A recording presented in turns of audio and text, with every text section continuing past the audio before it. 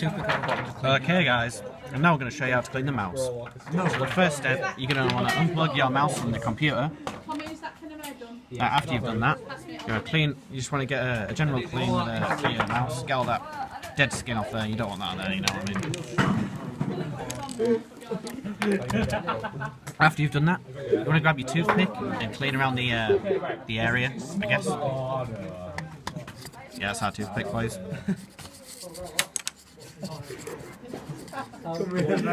And now you want to clean the eye, which is the red laser bit. Don't brush it too hard because it might break. Right, okay. Ready, 3, 2, 1. Now you're going to get your microfiber cloth to clean all over the mouse. You know, this is a really thorough clean. You want to get brand new, you know. And now you want to, after you've done that, you get your toothpick or cotton thing to get between your buttons.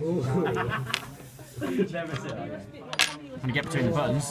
So yeah, we've got this. This is clearly a toothpick.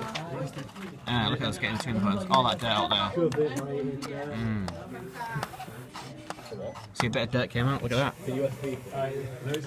Using universal bit, just about, yeah. You missed out the series. Where's the mouse? You suck. It's just air. And then clean the mouse wheel with a cloth.